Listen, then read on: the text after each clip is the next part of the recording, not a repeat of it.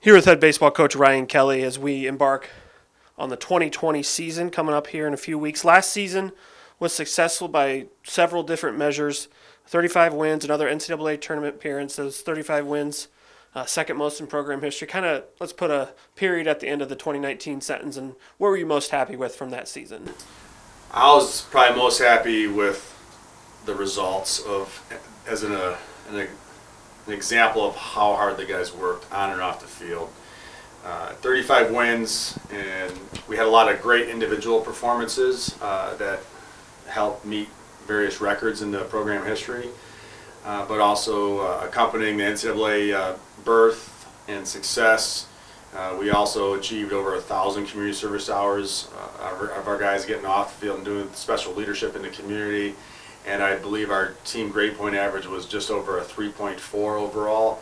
And so collectively, that's probably looking back at 2019, just the effort of all of our Wayne State baseball student athletes to achieve what we're trying to accomplish here on and off the field with a graduate and win approach. And it was a great run, and we're looking forward to using that as momentum continue on into 2020.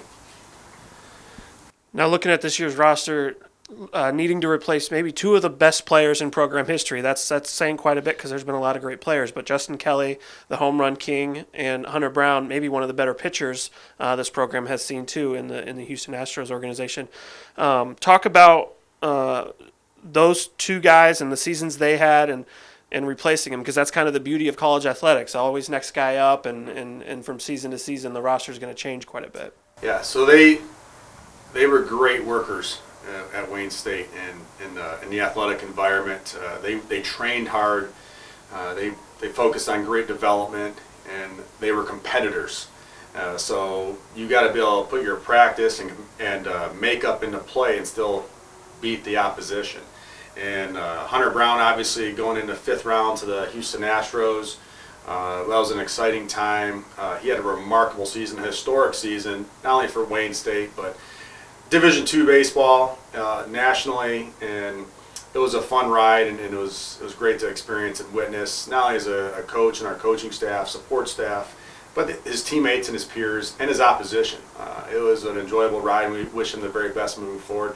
Justin Kelley, he was a staple his entire career behind the plate as a catcher for us across his 4 years, and in the new bat era where there's new regulations on how explosive some bats are compared to years past, for him to break the all-time home run record was pretty remarkable. And he did it in a clutch fashion across many of those home runs, late inning home runs, go-ahead home runs within tight ball games, clutch moments. So I know it's a record, but some of the home runs were pretty extraordinary to help our team achieve success. And but again, he was a captain last year. He caught Hunter Brown.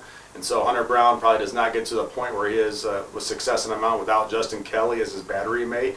And as you pointed out, it's the next person's opportunity. They were great examples for the current players, future players, a part of this program, how to go out and reach your goals and attain them and continue working and winning the next opportunity you have. Now, without Justin Kelley, the lineup still has a lot of explosive players coming back. Talking about Jacob Finkbeiter, Michael McLean, Hunter Delanoy, Ryan Foley, all Gliac guys last year. Talk about the lineup from an offensive standpoint and a production standpoint going forward. Yeah, so we do have a lot of returners. Some of the individuals had developed great experience. You mentioned some of them in your question there. We're excited about where they are now. They had a pretty good fall. They're working really hard, those individuals and others on the team. And Foley, McLean, Delanoy, Finkbeiner, the ones that you've mentioned, and there's definitely others. It's time for them to be upperclassmen now. And they've gone through first year, second year transitions with this program. They've experienced a lot of things. Now it's time to be an upperclassman and be consistent and help execute and help the module moving forward of winning on the field. And they've been doing a good job, and we're excited about their future offensively and defensively. Now moving to the mound, the pitching staff, obviously we've talked about losing Hunter Brown, but you have Dylan Mcinerney, Brennan Cox, Richard Hovey as kind of the three guys leading that room coming back. What do you expect from them? And then talk about some of the other pitchers maybe that will make an impact this season. Okay, yeah. Dylan Mcinerney voted on by his peers to be a co-captain, joining McLean and Finkbeiner in the captain role. He has been working very diligently, and you can sense, sometimes you can sense when a senior is amongst you. And you can tell his passion, his effort, his leadership, his determination to have the ball in his hands and go out and compete, whether it's in practice or, obviously in a competitive environment in a game. We're excited for him on the mound, and I know when he's going to pitch, he's going to put us in a position to win. As I mentioned with the other position players, Brendan Cox is now a junior, and it's time for him to be an upperclassman as well. He's received a lot of experience, either in a starting role or relief role across his tenure with us, and we're excited to see how he develops into an upperclassman on the pitching mound this season here in 2020. You mentioned Richard Hovde. Hovde's, again, another one that's had a lot of experience for us, a senior, a leader. He can be instrumental for us in various roles, and I'm excited to see him go out with a great senior year, and he's going to be a catalyst for this pitching staff. And there's others like Jack Schmidt, for instance. He's been around the program. He's got special talent. He's been a competitor for us. Josh Nelson's had a tremendous experience. He's overcoming some injury, and he's been rehabbing really well with Stephen Zalski. So he's going to have a unique role this year moving forward. And again, there's others like Matt Crutch is a senior, and there's a slew of guys on this staff that we can give us some depth opportunities. And as I always say, it's whether it's Hunter Brown, Dylan Mcinerney, Richard Hovde, Anthony Bass, who's ever on the mound, that's our guy in that moment. And we need to put all effort into our pitchers succeeding on the mound and putting us in a position to win the ball game. Talking a little bit about the schedule, obviously it starts here in a couple of weeks with a fun trip to St. Louis, one of my favorite places. Get to play at Lindenwood at the Lou Brock Sports Complex. Then you got Kentucky Wesleyan, Ohio Valley, and then the annual Florida trip. Talk a little bit about the challenges of the non-conference season when it comes to a baseball season. Sure. So the non-conference challenges, we're in the Roger George press box here at Harwell Field right now with the field behind us here in Detroit, Michigan. And the challenges really is we are not conducive with weather to play in Michigan in February. And even, I don't know if we can see our breath on this video. Even in March. Yeah. But that's a challenge. So it's great to get on a bus and go for a ride to places like St. Louis and South Carolina and so forth. There's a great team camaraderie and chemistry there, but our guys have to manage their time with missed class, getting on the road, executing, sleep, taking care of ourselves mentally and physically, the challenges of the adrenaline starting the season, staying under control, but we're always excited to play. The one thing about college baseball is, unlike our peers that play in the fall in other sports, like we've had a whole year on the academic calendar to get to this moment. So our fall segment, our individual segment at the end of the fall semester into our winter break, and then obviously now into the semester we are to start the competition. So we've gradually got to this point and we are ready to go. And but the challenge is, the question is like the challenge is traveling and time commitment, and find a way to win when you're going on the road. Moving to the Gliac portion of the schedule, the Gliac continues to get better from top to bottom. You have teams like Parkside and Purdue Northwest that are getting better. Davenport's always going to be at the top. Grand Valley's expected to be back. And then you have teams like Ashland that made a nice run last year in the postseason.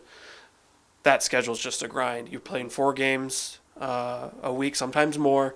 Talk about what it means to really get into the Gliac schedule and what kind of a grind that is. For sure. So one thing about our conference, and I've been fortunate to be here long enough to know that our conference is a stern and tough and competitive conference. And you need to be prepared, no matter who you're playing, at home or on the road, to come with your best performance mentally, physically, collectively as a unit. Individuals got to do their job, and in the best interest of the team, you got to get after it. And so we're excited about that opportunity. There's a reason why our student athletes come to Wayne State University to play college baseball. It's to perform and be in your best environment. And to be in your best environment, you got to play against really good competition. So we're going to be prepared. We're going to work hard, and we are going to face those challenges head on. And not looking too far ahead of the schedule. We need to just stay focused in this game of baseball to win each pitch and win each inning, and not look at what's going to happen in May. We still have February upon us here, and we're going to focus on doing what we have to do to be successful. To wrap up here, I know you have those off the field goals that we always talk about, the GPA and the community service and the graduation. Some of the on-field goals, obviously there's been success here. Do you put a priority on taking that next step? You just said win each pitch, but is there some sense of urgency to maybe get a ring and maybe is that talked about in the locker room? It's talked about.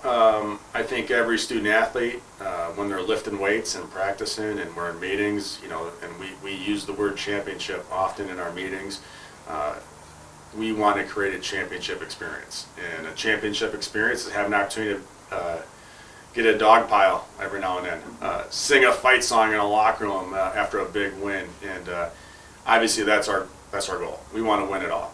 And we want to win the last game we're playing. And so I think there's a sense of urgency every year to do that. And we want to be in our position if we weren't trying to fight for that. And so that's definitely in our mind. But you can't win the last game of May if you're not winning the first games of February and into March and so forth. So we're excited about year 80 of Wayne State baseball. There's been a number of championships behind us. The tradition that happened on this field over the years, we have a responsibility to carry that forward. And we are looking forward to putting a real staple on year 80. And hopefully we stay healthy and we continue to execute. Our guys do their job. Our coaches keep working hard. Our support staff help us along the way. And let's find a way to have a great ride.